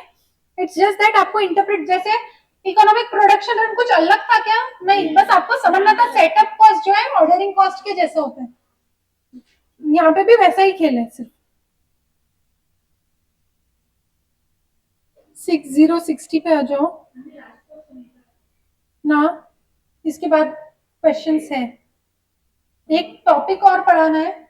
अगर आप लोग हेल्प कर दोगे तो 2 ही मिनट का है, और उस पर भी एक ही क्वेश्चन है, वो एक क्वेश्चन ही करना है। देखो, messrs KBC bearings limited is committed to supply 48,000 bearings per annum to Messrs KMR fans on a steady daily basis। बोले कोई तो फैन मैन्युफैक्चरिंग कंपनी है, उसको बेयरिंग्स देना है। ठीक है, अपन बेयरिंग बनाते हैं फैन का, और दूसरी कंपनी फैन बनाती है।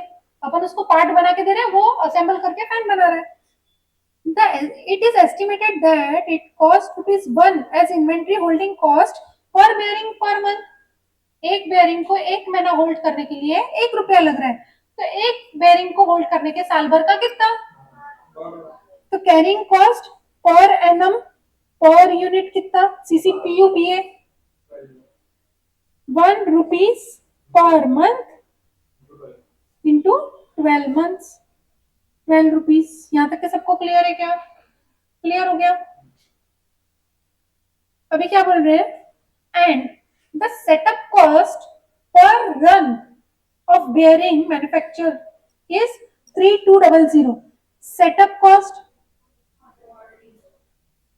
यानी हर बार अपन जब बेयरिंग बनाएंगे तो हर बार बेयरिंग बनाने के लिए जो मशीन में बेयरिंग बन रहा है उसकी मशीन को सेटअप करना पड़ता है। यानी हर बार बेयरिंग बनाने के पहले वो मशीन को ऑयलिंग करना पड़ेगा, उसको कुछ तो सब ठीक है कि नहीं सब चेक करना पड़ेगा। तो वो सब मिला के उसका सेटअप का जो खर्चा है, वो सेटअप कॉस्ट लग रहा है आपको 3200। अभी आपको देखना है कि कितना प्रोडक्शन करना चाहिए एक बारी में तो अच्छा है। आपको बोला है आपको टोटल प्रोडक्शन कितना करना है? टोटल प्रोडक्शन 48,000 करना है, क्योंकि उतना रिक्वेस्ट आई है सेल की, एनुअल डिमांड इतनी है, तो एनुअल प्रोडक्शन भी इतना ही रहेगा। समझ में आ रहा क्या? लॉजिक समझा? तो आपका एनुअल प्रोडक्शन है, आपके पास सेटअप कॉस्ट है, कैरिंग कॉस्ट है, तो आपको सबसे पहले क्या करना है, determine what would be the optimum run size of bearing manufacture. तो ऑप्टिमम रन साइज यानी ही economic batch quantity. Economic batch quantity का मतलब क्या है, इकोनॉमिक का मतलब क्या है, सबसे किफायती, सबसे किफायती। बैच क्वांटिटी मतलब कितनी, एक बैच में कितनी क्वांटिटी प्रोड्यूस करना। बैच क्वांटिटी मतलब एक बैच में कितनी क्वांटिटी प्रोड्यूस करना। समझ में आ रहा क्या? सेम इकोनॉमिक प्रोडक्शन रन के जैसे ही है। Is equals to under root 2 into annual production into setup cost upon CCPU PA. कैसे हो जाएगा, 2 इंटू 48,000 इंटू सेटअप कॉस्ट कितना है आपका 383200, sorry 3200 divided by 12 under root.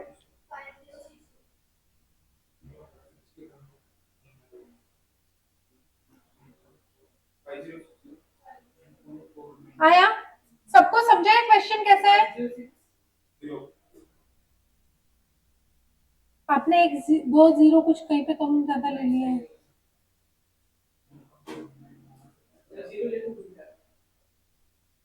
Paper में भी गड़बड़ करके आऊंगी। 5060 क्या, बेयरिंग्स।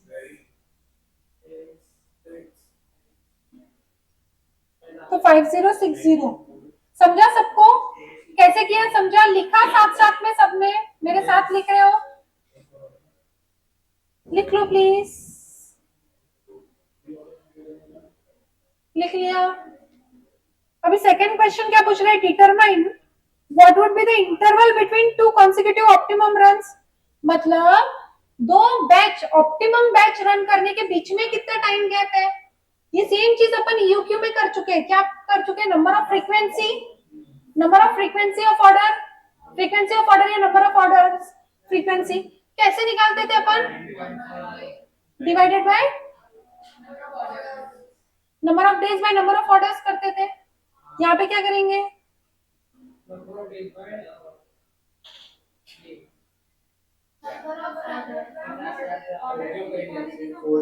तो नंबर ऑफ ऑर्डर्स नहीं निकालेंगे, इसके लिए नंबर ऑफ रन्स निकालेंगे। क्या निकालेंगे,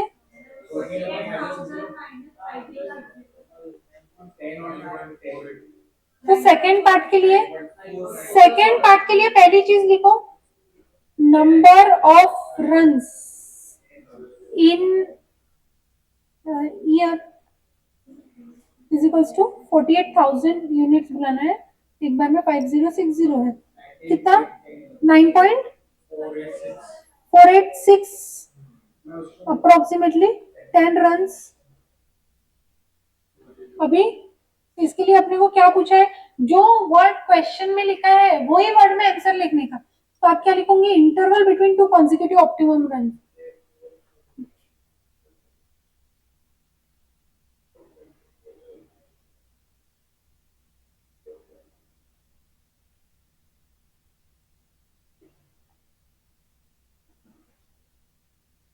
थ्री 365 क्योंकि बोला नहीं है, डिवाइडेड बाय 10, तो 36.5 डेज, यानी 36.5 डेज के गैप में आप प्रोडक्शन करोगे। पहला प्रोडक्शन करोगे, फिर 36.5 डेज का गैप, फिर दूसरा प्रोडक्शन करोगे। समझा, लॉजिक समझ में आ रहा है?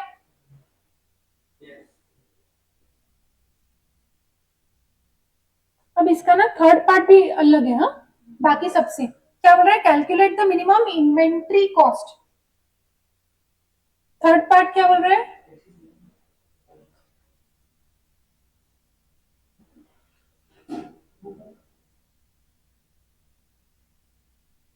इन्वेंट्री कॉस्ट कितना होगा। तो बोले आप इन्वेंट्री कितना टाइम होल्ड करके रख रहे हो, एवरेज टाइम कितना 5060 बना रहे हो एक बार में, तो एवरेज कितना 5060/2 इंटू 12 रुपीज।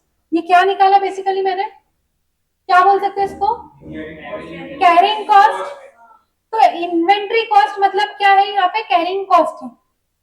समझा क्या, 30360 हाँ? क्योंकि यहाँ पे आपका जो है इन्वेंट्री होल्ड हो रहा है क्या, इन्वेंट्री होल्ड हो रहा है क्या, तो होल्डिंग कॉस्ट, ऑर्डरिंग कॉस्ट मतलब क्या होता है, ऑर्डर प्लेस करने का, तो वो इन्वेंट्री ऑर्डर करने का कॉस्ट होता है। यहाँ पे इन्वेंट्री ऑर्डर कर रहे हैं क्या, नहीं सेटअप कर रहे हैं, तो ये आपका इन्वेंट्री का सेटअप कॉस्ट हो जाएगा। इन्वेंट्री का कॉस्ट रहेगा क्या, सेटअप का कॉस्ट रहेगा वो, तो समझा क्या, क्योंकि ये प्रोडक्शन है इसीलिए इन्वेंट्री का सेटअप कॉस्ट हो जाएगा वो। और परचेस कॉस्ट रहेगा क्या इन्वेंट्री का, अपन ने कहीं पे दिया है क्या आपको, ऐसा बोला है क्या, देखो परचेस कॉस्ट के बारे में बात भी हुई है क्या, देखो दिया है क्या आपको, क्योंकि अपन परचेस कर रहे हैं क्या, अपन प्रोड्यूस कर रहे हैं, अपन परचेस नहीं कर रहे, तो परचेस कॉस्ट कंसीडर करेंगे क्या इन्वेंट्री के कॉस्ट में, नहीं। इन्वेंट्री का खर्चा कितना, तो इन्वेंट्री होल्ड करने का खर्चा यानी इन्वेंट्री कैरी करने का खर्चा यानी इन्वेंट्री कैरिंग कॉस्ट, समझा क्या, तो आप मिनिमम इन्वेंट्री कॉस्ट में लिख सकते हो, sorry, minimum carrying cost of inventory. अभी मिनिमम यानी क्या, मिनिमम क्यों कैरिंग कॉस्ट बोल रहे हैं, कि इसलिए मिनिमम कैरिंग कॉस्ट बोल रहे हैं कि आपको ईओक्यू पे निकालना है, इसीलिए मिनिमम, क्योंकि बाकी जगह पे कैरिंग कॉस्ट आपका बढ़ सकता है, सिर्फ ईओक्यू पे आपका लोएस्ट कैरिंग कॉस्ट होता है, तो ईओक्यू, समझा क्या, हाँ या नहीं। एक क्वेश्चन हो पाएगा क्या आज, हो जाएगा,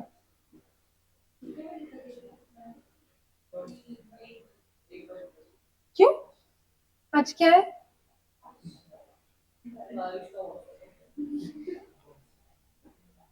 हो गया सबका, क्वेश्चन 60 लिख लिया सबने।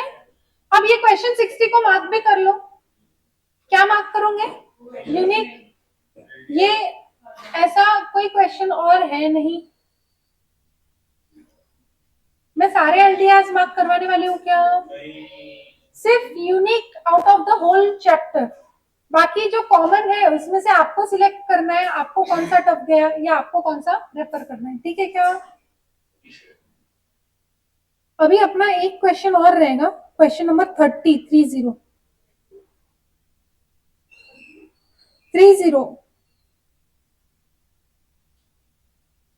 ये अपन last question for the day लेंगे।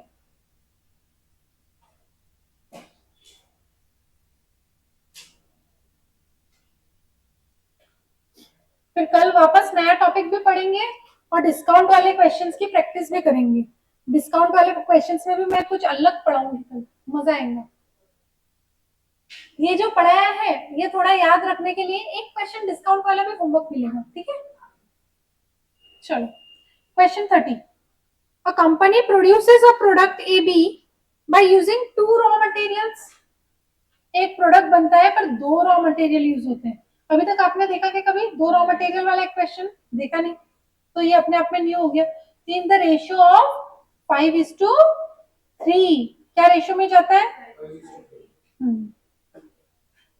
अभी a sales volume of 50,000 kg is estimated for the month of December by managers expecting the trend will continue for the entire year, क्या बोल दिया आपको, सेल्स वॉल्यूम यानी डिमांड दी है sales की कितनी, 50,000 kg अ मंथ, तो टोटल डिमांड कितनी हो गई,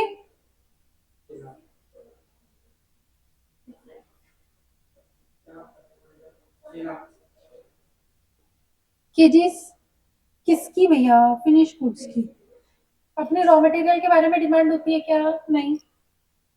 अभी क्या बोला, the ratio of input and output is 8:5, यानी आप 8 इनपुट डालोगे तो 5 आउटपुट पाओगे। 8 इनपुट कैसे डाल रहे हो, 5:3 के रेशियो में, 5 इनपुट डाल रहे हो आप ए के, 3 इनपुट डाल रहे हो बी के, कितने हो गए 8 इनपुट, समझ में आ रहा क्या, समझ में आ रहा क्या। अब इसको मैं थोड़ा सा अगर आपको अंडरस्टैंडिंग पर्सपेक्टिव से बताऊं तो एक एग्जांपल हमने हमेशा कैरी किया है, आप लोगों के क्लास में नहीं किया है, juice centre, juice centre, juice centre में मटेरियल ए आप पकड़ो, आप काय का जूस बना रहे हो, ठीक है, एप्पल, एप्पल शेक बना रहे हैं, एप्पल और ये मिल्क, ठीक है, अपन शुगर फ्री लेते हैं और कोई इंग्रेडिएंट नहीं लेते हैं, दो ही चीजें, एप्पल और मिल्क ब्लेंड करके एप्पल शेक बनाएंगे, ठीक है। जूस सेंटर है अपन, बोले हमको 5 एप्पल लग जाते हैं और 3 लीटर का मिल्क लग जाता है, दोनों मिला के हम जब बनाते ना तो 5 ग्लास ऑफ एप्पल जूस बनता है। समझा क्या? ये लॉजिक समझ में आ रहा? यानी आपका इनपुट टू आउटपुट रेशियो कितना हो गया, 8 जा रहा है, 8 चीजें आ रही है, उसके बदले 5 चीजें बाहर आ रही है। क्लियर है? और 5:3 अपने आप में दो रॉ मटेरियल का रेशियो, 5 एप्पल लग रहे, 3 किलो 3 लीटर मिल्क लग रहा। समझ में आया क्या सबको? लॉजिक समझ में आ रहा? अब बैठ रहा दिमाग में क्या है एग्जाम्पल। अभी ऐसे ना अपने आप एग्जाम्पल सोचने पड़ते हैं, क्वेश्चन जब दिया है उसको कौन सा नेचर ऑफ एग्जाम्पल करस्पॉन्ड करेगा, ठीक है। अभी अपने को क्या बोला है, परचेज प्राइस 150 पर केजी है मटेरियल ए की, ये मटेरियल यानी एप्पल है अपना, एप्पल 150 रुपए से मिल रहा, 150 रुपया।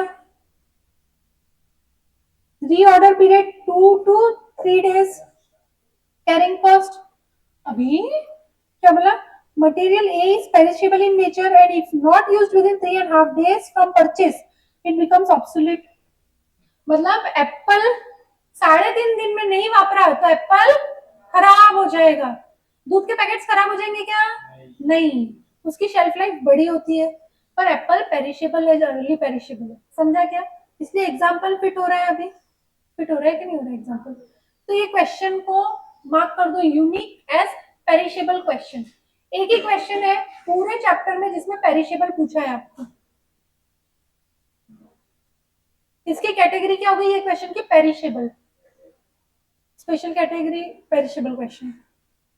अभी साथ साथ में लिखोगे, मेरे पास स्पेस कम है, आपके पास स्पेस ज्यादा है, लिखो लिखो लिखो लिखो।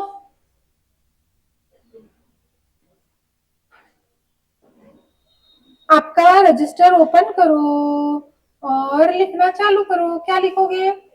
Question number 30।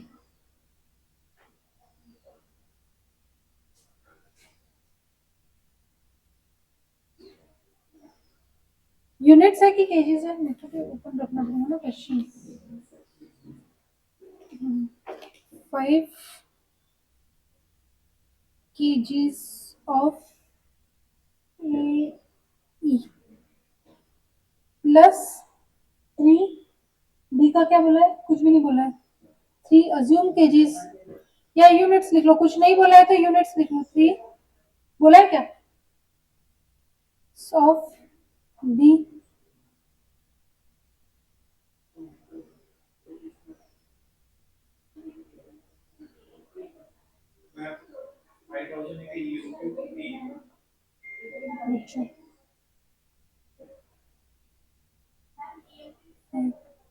मैडम रुक जाओ, 5 केजीज आ रहा है, यहाँ तक के क्लियर है क्या? आपका फाइनल आउटपुट भी केजीज में ही है ना, यहाँ तक के सब समझा? ये गिवन लिख लिया, अब इसके बाद क्या लिखोगे, आपको और क्या क्या गिवन है, आपको एनुअल डिमांड एफजी का दिया है, कितना दिया है, 50,000 इंटू 12, 6 लाख केजीज, ये भी केजीज में ही है ना? हाँ ठीक है। Therefore annual requirement of RM AE plus BE दोनों मिला के कितना लगेगा, 60 केजीज। अगर 5 आउटपुट है, आपको क्या रेशियो में बोला, input is to output, 8 input है तो 5 आउटपुट है। अब आपके पास आउटपुट अगर दिया है 6 लाख तो इनपुट कितना, तो बोले डिवाइडेड बाय 5 इंटू 8 केजीज। समझा क्या? कितना आ रहा, 9,60,000 केजीज। यहाँ तक के सब क्लियर है क्या सबको? यहाँ तक के सबको सब समझा? Therefore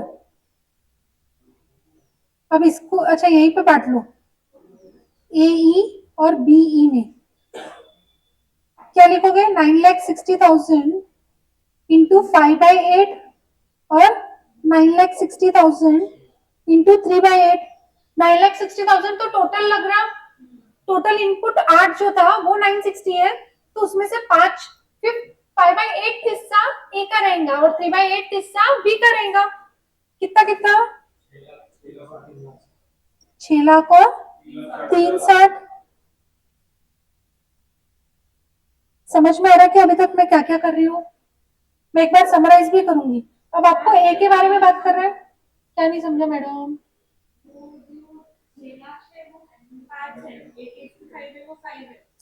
ये 6 लाख जो है वो आउटपुट है, 6 लाख जो है वो आपका ये है 5, ये 5 केजीज का आउटपुट है, तो आपको इनपुट निकालने के 8 केजीज करना पड़ेगा।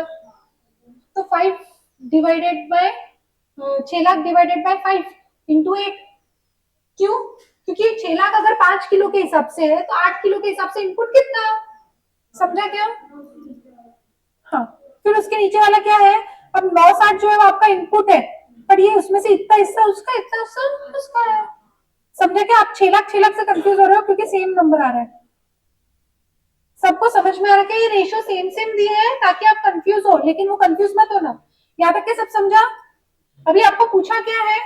Economic order quantity of material A, first part. तो ईओक्यू ऑफ ए के लिए पहले तो डेटा क्या क्या दिया है आपको? एनुअल कंजम्पशन कितना हो जाएगा ऑफ ए, 6 लाख निकाला अपन ने अभी। क्लियर है क्या सबको? फिर बाद में क्या बोल रहे हैं आपको? परचेज प्राइस दिया है कितना 150 रुपीज पर केजी। क्यों क्यों काम करेगा? सीसी परसेंट दिया है 12%, तो आपका सीसीपीयूपीए कितना हो गया? 12% of 150, 18 rupees. Then ordering cost कितना है? ऑर्डरिंग कॉस्ट पर ऑर्डर कहाँ पे दिया है? हाँ, to place an order of material A, the company has to incur an administrative cost of rupees 375 per order. तो ordering cost rupees 375 per order। तो आप EOQ निकाल सकते हो, निकालो भैया कितना आ रहा है? 5,000।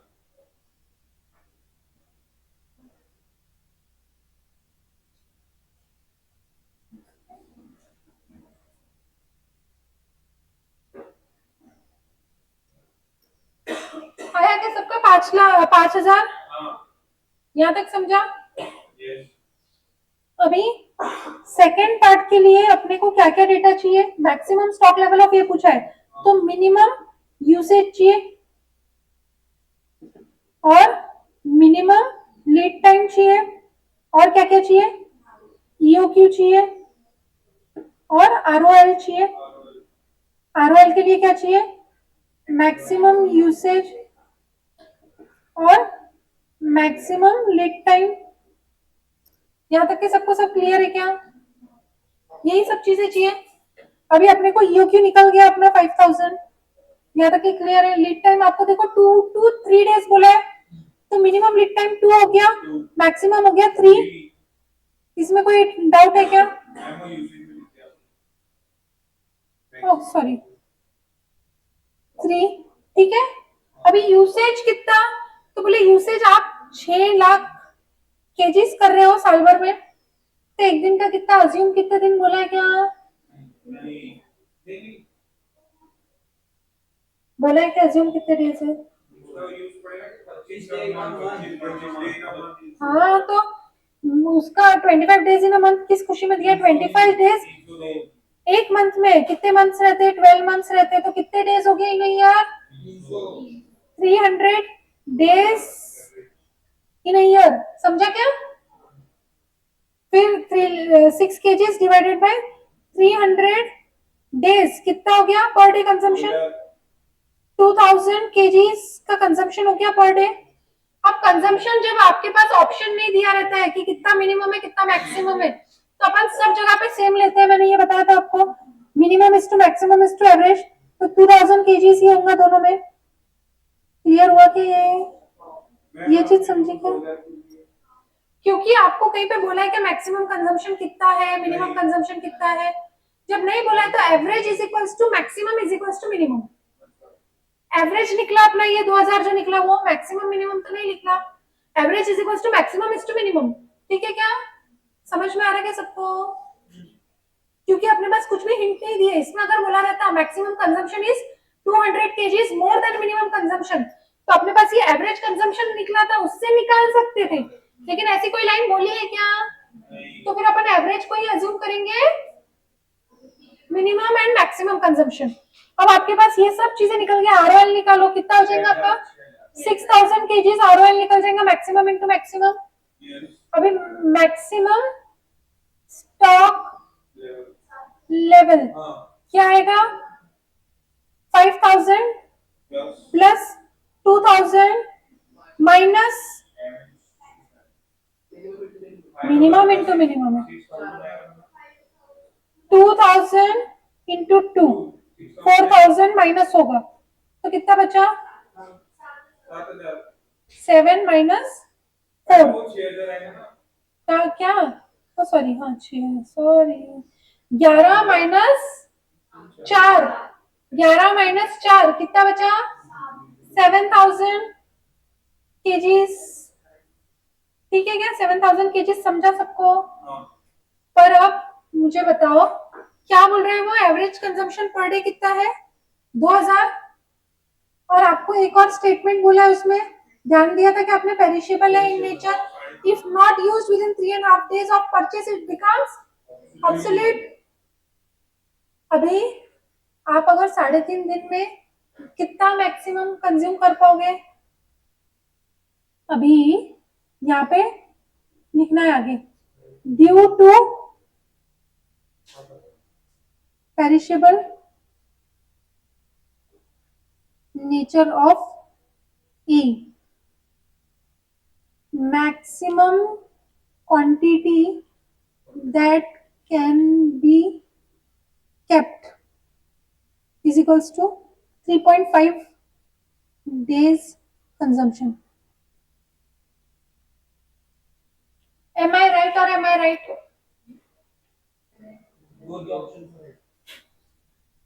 क्योंकि एप्पल 3.5 दिन में खराब हो जाता है, तो अत्ती में अत्ती तुम कितने क्वांटिटी रखोगे? एक दिन में आपको कितना लग रहा है? 2000 यूनिट्स। ऐसे आपको 3.5 दिन में कितने यूनिट्स लग जाएंगे? कितने? 2000 इंटू 3.5 एक्सैक्ट 7000 है ना? तो 7000 केजीज लग जाएंगे। तो आप मैक्सिमम रख कितना सकते हो? 7000। और आपका मैक्सिमम स्टॉक लेवल भी कितना आ रहा? 7000। तो आपको कोई दिक्कत नहीं है। समझा क्या भैया? 3.5 दिन का कंजम्पशन, कंजम्पशन कितना है? 3.5 दिन इंटू कंजम्पशन पर डे कितना? 2000। ठीक है, अब ठीक है। अभी देखो आपको आगे क्या बोला है? At present. बातें मत करो। क्वेश्चन में अगर आप लोग देखोगे तो क्वेश्चन में क्या बोला है? आपके क्वेश्चन बैंक में देखो, लास्ट पैराग्राफ में सेकंड लाइन पढ़ी हूँ। At present material A is purchased in a lot size of 7500 to avail discount on purchase. To avail discount on purchase. अब आपको क्या बोला है? इकोनॉमिक ऑर्डर लेवल बोला है और मैक्सिमम लेवल बोला है, पर अपने को क्या बताना पड़ेगा? 7500 जो क्वांटिटी है, आपको मैक्सिमम स्टॉक लेवल एट क्या निकालना पड़ेगा? 7500 निकालना पड़ेगा। अभी लिखना पड़ेगा इफ कंपनी ऑर्डर्स, ऑर्डर्स नहीं परचेसेस लिखा है ना उसमें, purchases 7500 kgs max stock level is equals to 7500 plus 6000 minus 2000 into 2। बताओ कितना? 9500 kgs।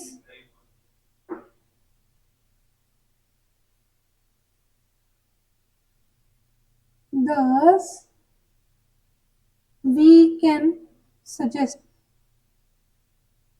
पूछा है कि अपने को सजेशन नहीं, लेकिन अपने को ये इंफॉर्मेशन किस खुशी में दी कि भैया अपन बताएंगे, आ सकते नहीं, वो उसी में अपने को बताना जरूरी है, क्योंकि वो आपको एक्स्ट्रा इंफॉर्मेशन किस खुशी में दे रहा है, बताने के लिए ही दे रहा है. We can suggest that the company in any case should not purchase beyond 7,000 kgs as it will perish and not fetch any value, and also will incur additional cost. Normal loss के जैसा हो जाएगा, उसका additional खर्चा लग जाएगा, उससे कोई बेनिफिट होगा क्या? समझ में आया क्वेश्चन? अच्छा था क्वेश्चन. ये क्वेश्चन घर से वापस पढ़ के आओगे, ठीक है? फिर अपन कल लगे से एक बार वापस समराइज करेंगे ये क्वेश्चन को और फिर आगे बढ़ेंगे, ठीक है? एक होमवर्क एक्स्ट्रा दे दो क्या आज के दिन?